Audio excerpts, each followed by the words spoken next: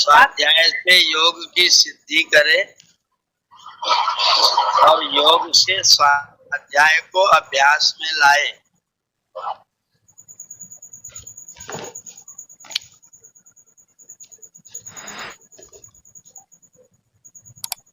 स्वाध्याय और योग की संपत्ति से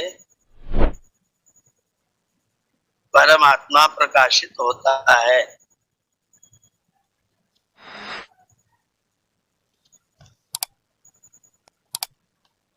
एक बार पहले वाली लाइन का बोल दीजिए।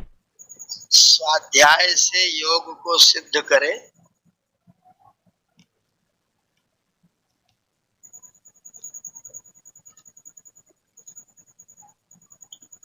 और योग से स्वाध्याय को अभ्यास में लाए।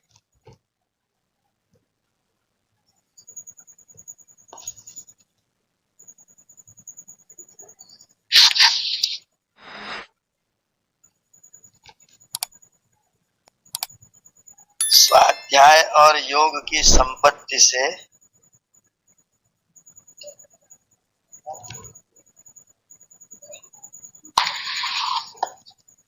परमात्मा प्रकाशित होता है।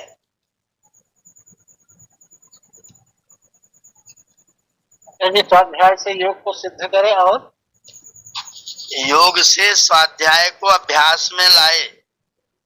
जी मने अभ्यास करे। स्वाध्याय और योग की संपत्ति से परमात्मा प्रकाशित होता है। तो कल हम लोग पढ़ रहे थे अथ योगानुशासनम में जो अथ शब्द है वह अधिकार के लिए है। योगानुशासन नामक शास्त्र को अधिकृत जानना चाहिए। योगेन चित्तस्य, योग से चित्त का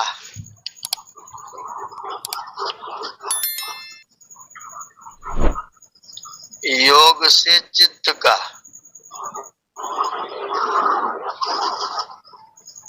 पदेन वाचाम, पद से वाणी का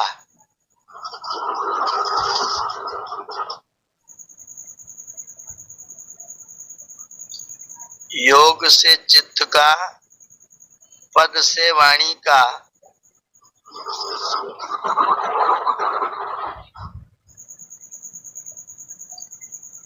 और वैदिक शास्त्र से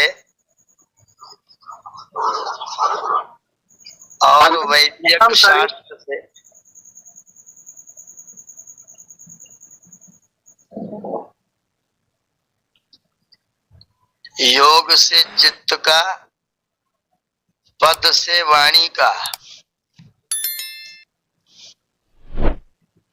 और वैदिक शास्त्र से मल का दोष, मलम शरीर, शरीर का दोष, शरीर का मल, ऐसा लिखिए। वैदिक शास्त्र से शरीर का मल,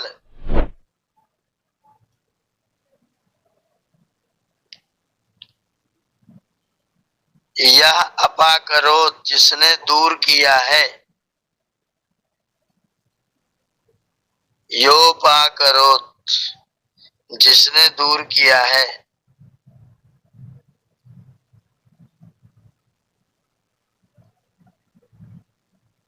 उन पतंजलि मुनि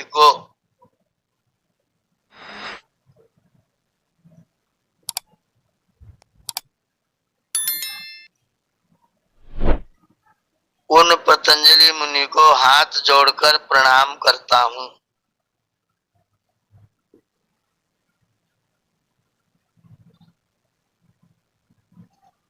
उन पतंजलि मुनि को हाथ जोड़कर प्रणाम करता हूँ।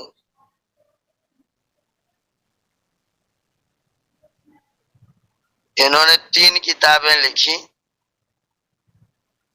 3 ग्रंथ। योगेन चित्तस्य, योग दर्शन लिखा। पदेन वाचाम, पद के लिए, पद माने शब्द के लिए इन्होंने महाभाष्य लिखा। और मलम शरीर से तू वैद्यकेन, और शरीर के मल को दूर करने के लिए उन्होंने चरक लिखा। तो जिसने 3 ग्रंथ से 3 दोषों को दूर किया है, ऐसे पतंजलि जी को मैं हाथ जोड़कर प्रणाम करता हूँ।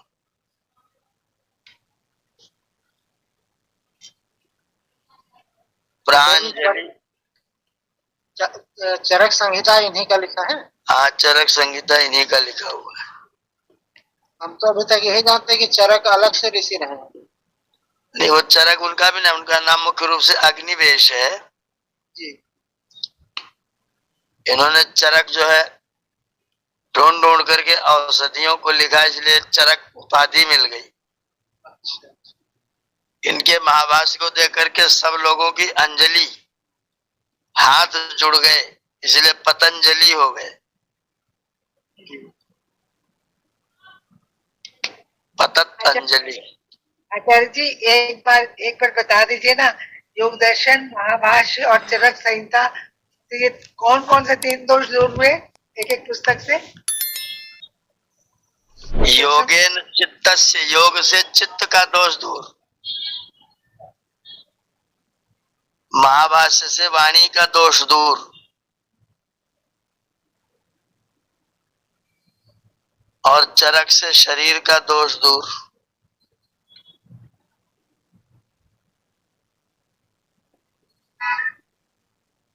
वाणी, चित्त और शरीर, 3 किताबों से 3 दोष दूर किया, इसलिए इनको प्रणाम करते हैं। मुनि जी, महाभाष्य से वाणी का दोष जी,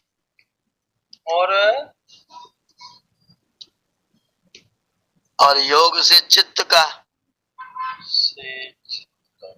योगस चित्त वृत्ति निरोधा। जी जी। और चरक शास्त्र से, आयुर्वेद से शरीर का। ठीक। ऐसे महर्षि पतंजलि को हम हाथ जोड़कर प्रणाम करते हैं। आचार्य जी, ये पंजलि राम तो अस्मि, इस शब्द का क्या अर्थ है? कैसे कैसे इसकी जो है संधि होती है? पतंजलिम, प्रांजलि, प्रांजलि। पतंजलिम माने पतंजलि को, प्रांजलि माने अंजलि जोड़कर, हाथ जोड़कर, आनता अस्मि, प्रणाम करता हूँ। पतंजलिम, पतंजलि को, प्रांजलि माने हाथ जोड़कर, आनता अस्मि, मैं झुका हुआ हूँ, प्रणाम करता हूँ, अभिवादन करता हूँ। यो पाकरोन्तम, इसका माने यो अपाकरोत, यह अपाकरोत, अपाकरोत जिसने दूर किया है, यह अपाकरोत जिसने दूर किया है। तम प्रवरम मुनि नाम, उन मुनियों में श्रेष्ठ। प्रवरम मुनि नाम, मुनियों में श्रेष्ठ पतंजलि जी को हाथ जोड़कर प्रणाम करता हूँ। आचार्य जी, महाभाष्य कौन सा है? उसका भी दर्शन हो जाएगा प्रथमावृत्ति पढ़ते पढ़ते। ठीक है आचार्य जी। अष्टाध्यायी में आएंगे तो महाभाष्य का दर्शन हो जाएगा। तो आचार्य जी, पतंजलि और पातंजल में दोनों में क्या भेद है? बहुत बढ़िया आपने शब्द पूछा है। पतंजलि व्यक्ति का नाम, और पतंजलि के द्वारा रचा गया, इस अर्थ में व्यक्ति के नाम के पहले पद को तो वृद्धि हो जाती है, तो पा को पा दीर्घ हो गया, और अंतिम अक्षर जो होता है उसके स्वर का लोप होकर के उसमें आ जुड़ जाता है।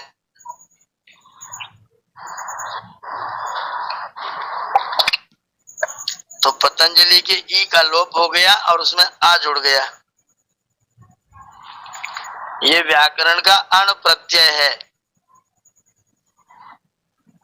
अण प्रत्यय, अण में से णा चला जाता, आ बचता है और पतंजलि के ई का लोप हो जाता है, तो ला हलंत बचा, उस ला हलंत में आ मिल जाता है। पातंजल का अर्थ पतंजलि के द्वारा रचा गया। पातंजल योग दर्शनम, पतंजलि के द्वारा रचा गया योग दर्शन।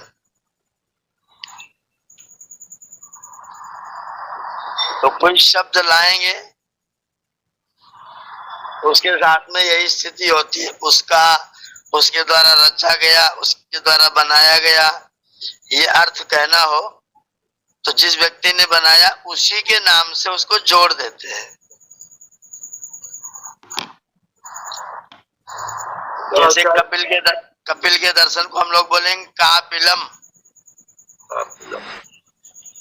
कापिलम योग दर्शन। काणादम,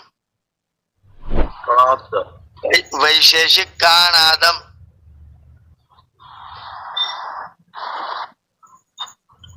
और गौतम में तो पहली वृद्धि, तो क्या वृद्धि करेंगे तो गौतमम ही हो जाएगा। सीमा को फोन करके बात कर लो कि मैं क्लास चल रहा है।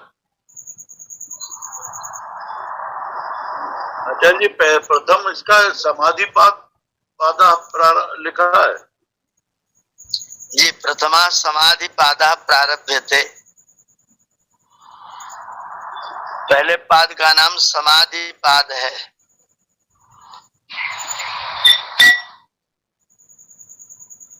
मैं जब विद्यार्थी था शास्त्री प्रथम वर्ष में, तो एक कोई विद्वान आगरा से आए सज्जन, हम लोग एक शाला में बैठे हुए थे, तो विद्वान सज्जन ने हम लोगों से पूछा कि पतंजलि जी ने पहले समाधिपाद क्यों लिखा, पहले साधन लिखना चाहिए तब समाधि लिखना चाहिए। सब लोग एक प्रश्न करते हैं। तो हम लोगों ने, बच्चे थे हम लोग, तो पढ़ रहे थे, तो ये सवाल आया ही नहीं था बुद्धि में, और अचानक ये प्रश्न आ गया और विद्वान व्यक्ति ने किया। हम लोग विद्यार्थी थे, तो मैं अचानक, पता नहीं कैसे अचानक ऐसा निकला कि जैसे मान लीजिए किसी को अपना कोई सामान किसी को देना हो, तो जब तक वो सामान के बारे में कुछ नहीं बताएगा तब तक लेने वाला क्यों लेगा। तो पतंजलि जी को अपना योग देना था, समाधि देनी थी। आप जब तक समाधि का गुण वर्णन नहीं करेंगे, सीधा साधन बताने लग जाएंगे, तो कोई व्यक्ति क्यों साधन करेगा। पहले उसके बारे में बताओ, तब हम उसको खरीदें, उसको प्रयोग करें। तो विद्वान जो थे उन्होंने कहा कि ये बात कहीं लिखी है। मैंने कहा लिखी तो कहीं नहीं है। बोले फिर तुमने कैसे बताया? बोले पता नहीं, अंदर से आया निकल के, पढ़ा मैंने नहीं है और गुरुजी ने भी नहीं बताया था। कहाँ से आया? वो अंदर से आया। बोले उत्तर तो तुम्हारा सही लगता है, लेकिन कहीं लिखा पढ़ा नहीं है। हमने कहा सही है तो सही है, फिर नहीं लिखा पढ़ा तो क्या करेंगे।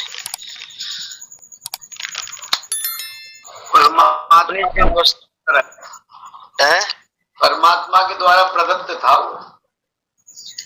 जिसको कोई वस्तु अपनी देनी होगी, अगर एडवर्टाइजमेंट नहीं करेगा, मैं किसी को कहूँ बेटा साइकिल उठा लो, साइकिल पर चढ़ लो, साइकिल पर पेडल मारो, वो कहेगा मेरा दिमाग खराब है, क्या क्यों मारूंगा। तो मैं उसे बात बताऊं कि क्योंकि तुमको बाजार भेज रहा हूं, तो पहली बता दो, तुमको बाजार जाओगे तो ऐसे से जाओगे, वहां बहुत मिठाइयां हैं, बहुत सारे फल हैं, तुम जाओगे, मैं तुमको पैसे दूंगा, फल लेना, खाना, खूब मजे से मिठाई खाना, फिर मेरा यह सामान लेते आना। तब तो व्यक्ति साइकिल अपने आप ढूंढ लाएगा। तो समाधि बता देंगे तो साधन व्यक्ति स्वयं भी ढूंढ सकता है। पर पहली साधन बताएंगे तो आपका साधन कोई प्रयोग नहीं करेगा, इसलिए पहले महर्षि ने समाधि पाद लिखा, बाद में साधन बताया। ये उत्तर हमारे विद्यार्थी काल का था, पहले अपने आप कहीं से निकला था उत्तर।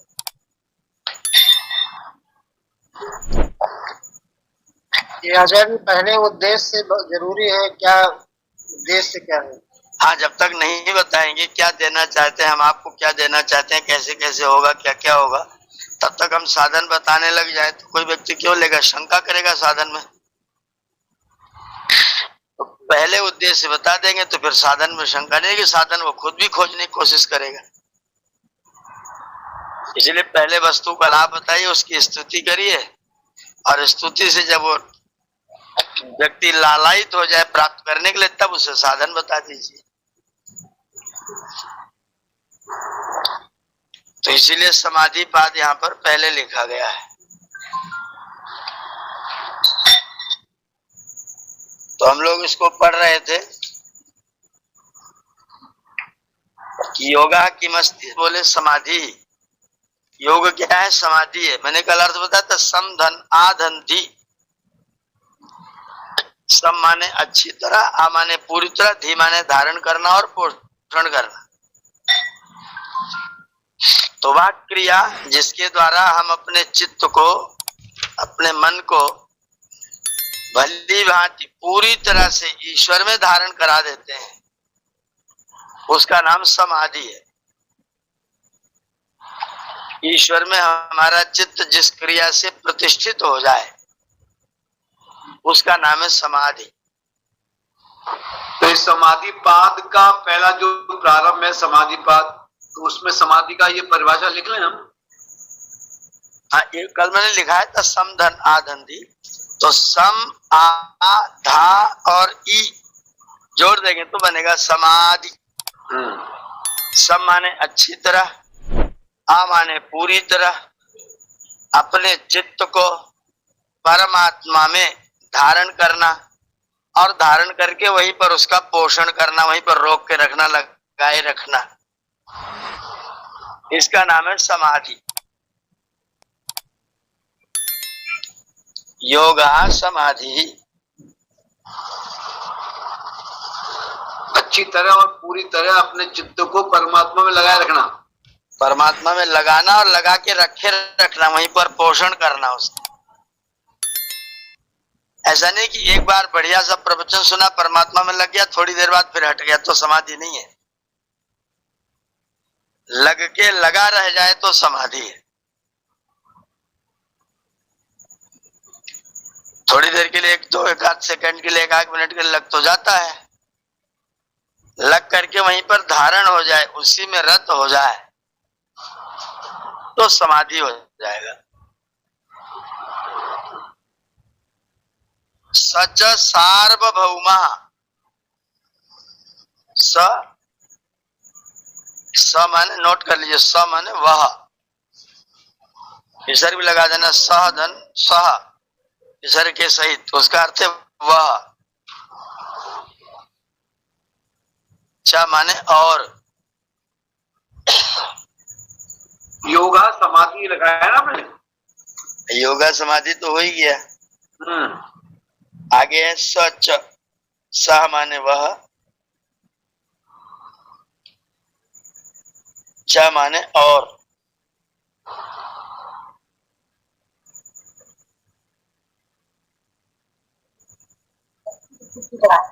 योगा समाधि मतलब योग ही समाधि है। हाँ, योग को, योग समाधि को कहते हैं। हाँ, योग ही समाधि हो गया मतलब। हाँ, योग ही समाधि है।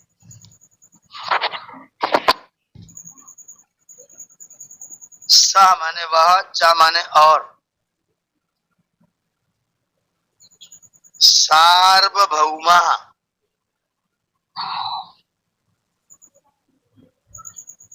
सार्वभौमा, सभी भूमियों पर होने वाला।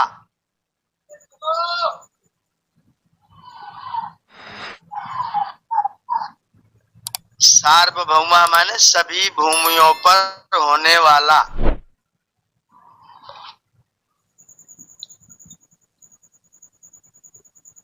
ये भूमिया भी बताएंगे आगे।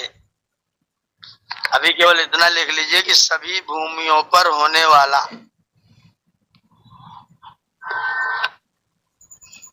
ये सर्वभूमि शब्द से सार्वभौम शब्द बना है। सर्वभूमि, सभी भूमि पर होने वाला। सार्वभौम। चित्तस्य माने चित्त का।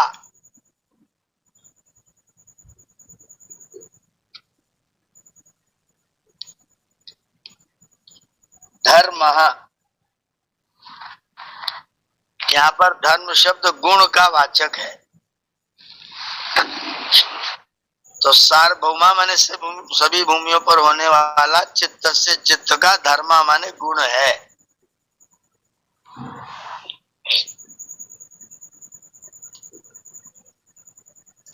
या जो समाधि है, या जो समाधि है वह सभी भूमियों पर होने वाला चित्त का धर्म है।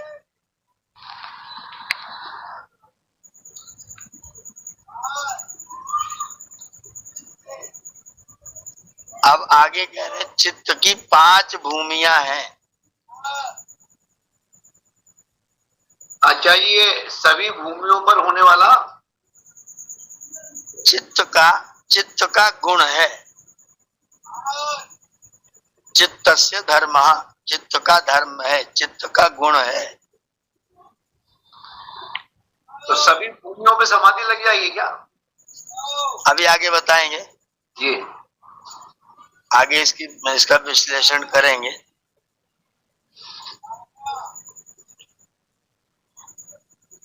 तो आगे नोट करिए, चित्त की 5 भूमियां हैं।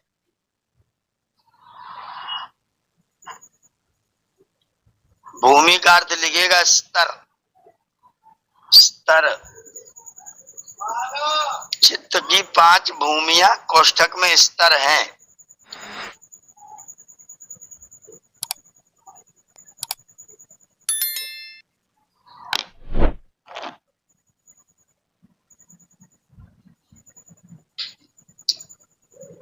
पांच भूमियों का मतलब 5 स्तर, 5 स्टेज।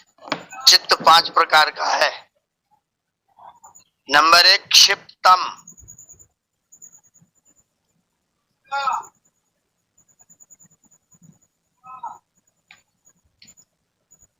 क्षिप्तम। हलंत रहेगा आचार्य जी? हाँ, मां हलंत रहेगा। क्षिप्तम।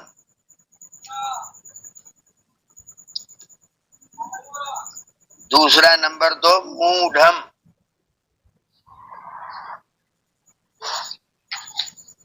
मूढ़म।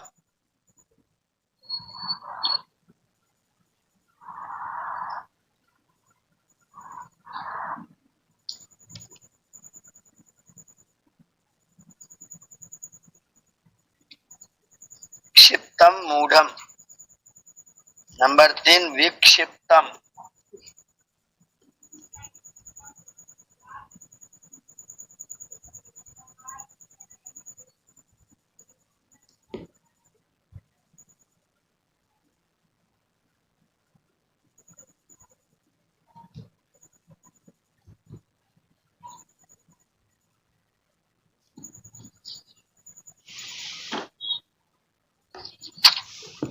विक्षिप्तम। चौथा एकाग्रम।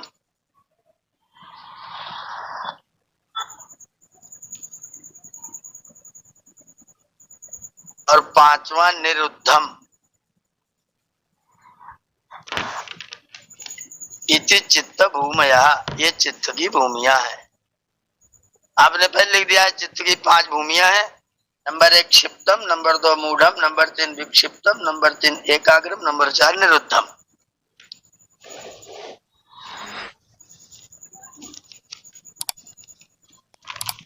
ये चित्त की 5 भूमियां हैं। आप इसमें इस शब्द को थोड़ा सा स्पष्ट करके समझ लेंगे तो अच्छा रहेगा आगे के लिए। तो क्रम से थोड़ा थोड़ा करके इनको नोट कर लीजिए, एक एक करके। नंबर 1 डाल के क्षिप्तम। नंबर 1 क्षिप्तम।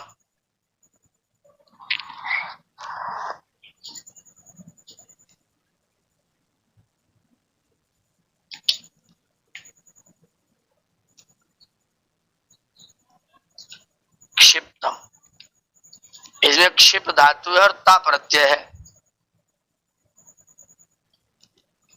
और क्षिप धातु प्रेरणा के अर्थ में है। शिप में पै हलनता आचार्य जी? आपा हलंत है। क्षिप्तम, क्या लिखिए इसमें, चित्त की ऐसी अवस्था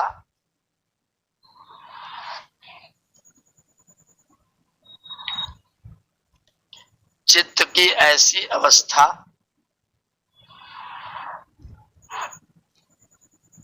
जिसमें वह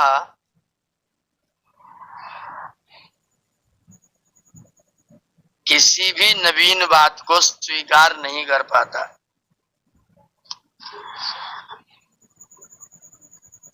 किसी भी नवीन बात को स्वीकार नहीं कर पाता।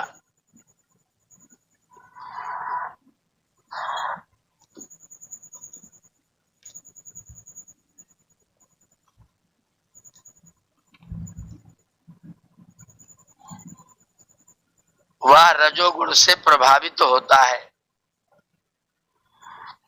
वह रजोगुण से प्रभावित होता है। ये कर पाता के बाद फुल स्टॉप करके वगैरह ना के? हाँ जी, हाँ जी। स्वीकार नहीं कर पाता है, वह रजोगुण से प्रभावित होता है।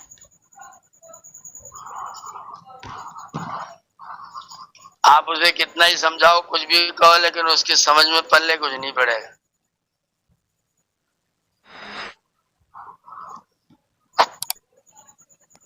रजोगुणी है, रजोगुण से ग्रस्त है, और आप बताओगे तो आपकी अवहेलना भी करेगा।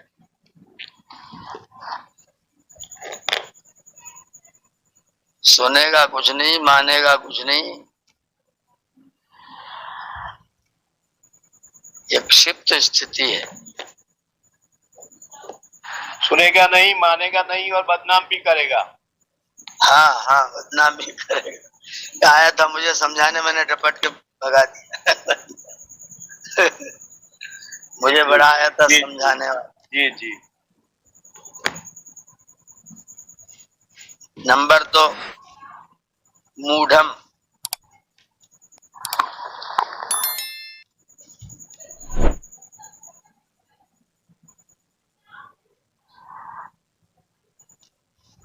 मूढ़म, जिसको अपने तन मन का भी ध्यान न रहे।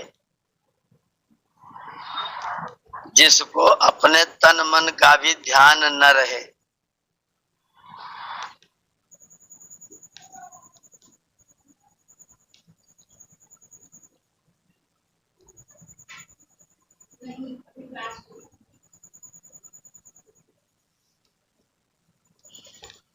जैसे नशा किया हुआ व्यक्ति।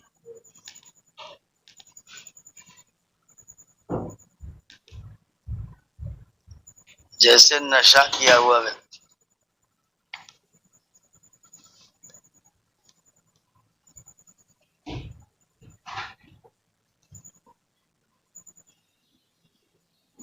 ऐसा चित्त तमोगुण से प्रभावित रहता है।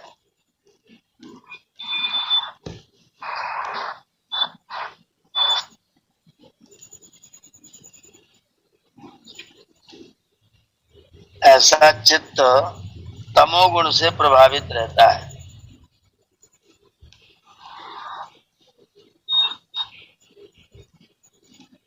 नमस्ते आचार्य जी, लेकिन है तो शिप्तम में आचार्य जी, तम तो इसमें तो तम भी नहीं है। निक्षिप्तम में रज है, मूढ़ में तम है। नहीं तो जैसे शिप प्रेरणा धातु आपने बताया था आचार्य जी, तो उसमें जो तम प्रत्यय लगाया उसका वास्तविक अर्थ क्या है? नहीं, वो तम तो वो, अगर वो जो आप कह रहे हैं वो तम माँ पूरा होना चाहिए। अच्छा, तम में है वो। या तो जैसे रामम ग्रामम फलम वृक्षम, उस तरह द्वितीय के विजय क्षिप्तम है। अच्छा, वो द्वितीय विभक्ति है शिप्त की। हाँ, क्षिप्तम। नपुंसक लिंग में जैसे फलम में माँ जोड़ते हैं, तो वो शिप्त है वैसे। मूल शब्द क्षिप्त है। मूल शब्द क्षिप्त है। भूतकाल का कथा प्रत्यय। क्षिप माने भगा हुआ, गया हुआ, अन्यत्र लगा हुआ। इसकी प्रेरणा कहीं और लगी। वो मतलब आपके धारा में नहीं है, गलत धारा में हो गया है। ओमाचार्य क्षिप्त का अर्थ बता रहे हैं आप ना, क्षिप्त। क्षिप्त, क्षिप्तम, हाँ क्षिप्तम। मूड का लिखा ना कि इसमें तमोगुण या तमोगुण से प्रभावित रहता है।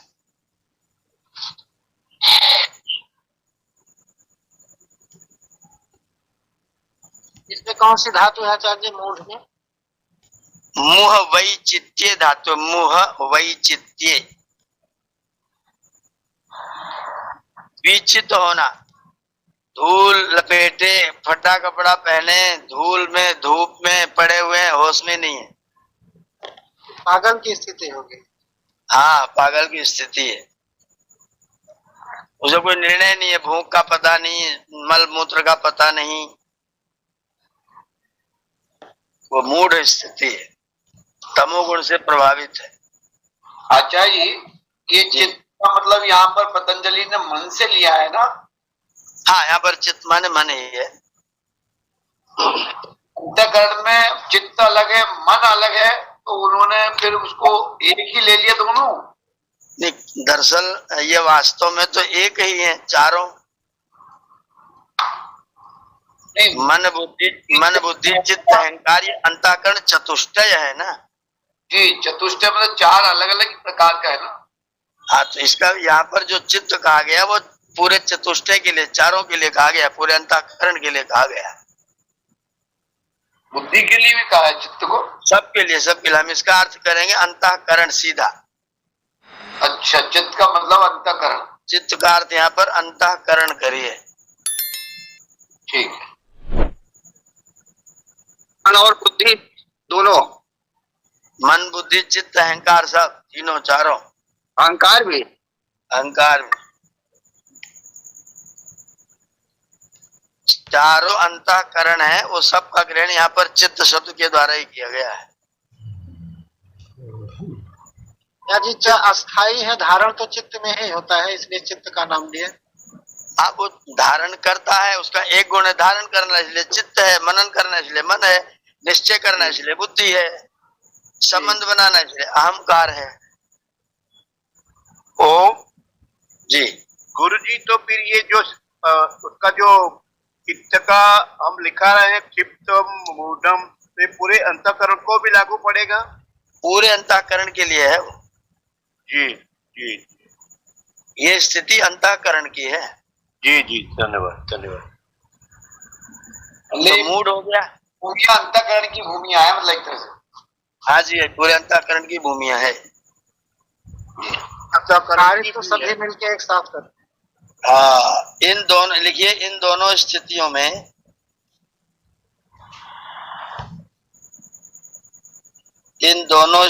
में योग कदापि संभव नहीं है। अगर ये दो स्थितियां, तो व्यक्ति योग में आएगा ही नहीं।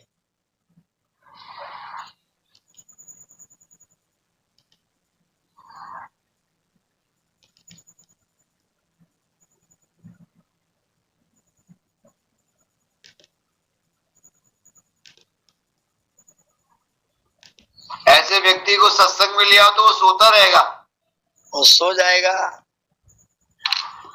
ये मुनि जी, मूड और क्षिप्त दोनों में ना?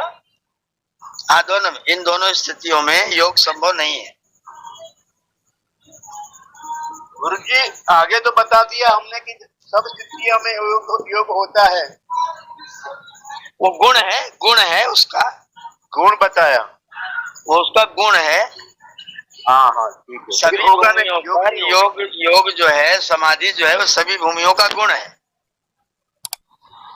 जैसे कोई व्यक्ति मान लीजिए कहीं पड़ा हुआ है, नशा करके पड़ा हुआ है, तो वो भी एक प्रकार से एक स्थान पर स्थिर तो है, रुका हुआ है। नहीं, क्लियर हो गया। तो मुनि जी, हम किस श्रेणी में आते हैं? क्षिप्त में आएंगे या मूड में आएंगे? नहीं, हम लोग तीसरे नंबर पर है। अच्छा क्षिप्त और मूड में अगर होते तो योग दर्शन तो कदापि न पढ़ते। अच्छा। फिर इस कक्षा में तो कभी आ ही नहीं सकते। विक्षिप्त,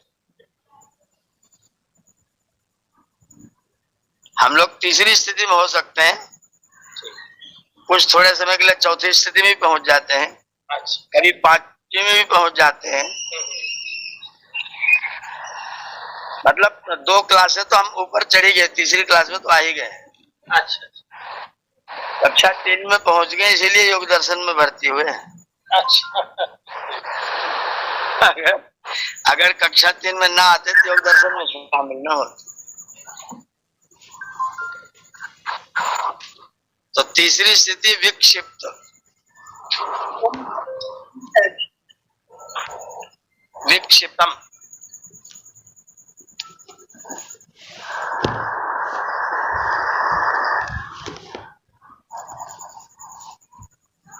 विक्षिप्तम इसका अर्थ है ऐसा चित्त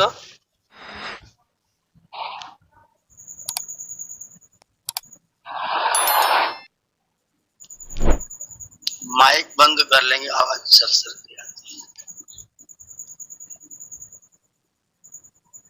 विक्षिप्त इसका अर्थ है, नोट करिएगा, इसका अर्थ है ऐसा चित्त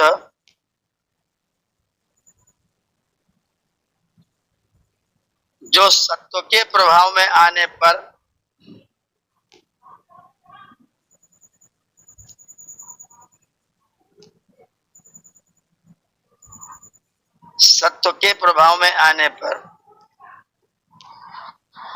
समाधि की ओर अभिमुख होता है।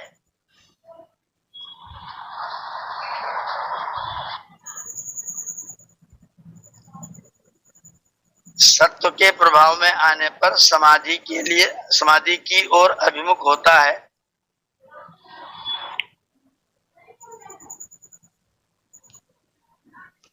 किंतु रजस और तमस के प्रभाव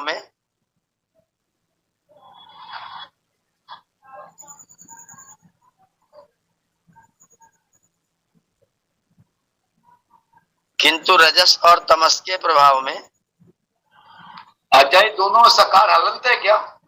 दोनों सहलंत है। रजस और तमस के प्रभाव में योग मार्ग से हट जाता है।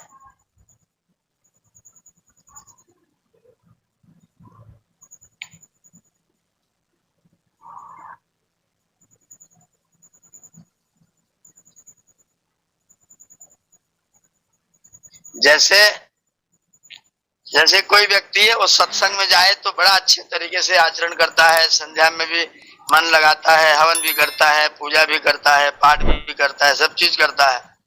लेकिन जब वहां से हट करके पहुंच जाता है कोर्ट में, हमारे आदरणीय मधुप नारायण जी की तरह से, तो फिर कोर्ट वाला फिर रजोगुणी हो जाता है। हवन करते समय सतोगुणी, कोर्ट में पहुंच गया रजोगुणी, तो लगता हटता रहता है, इसलिए विक्षिप्त है वो।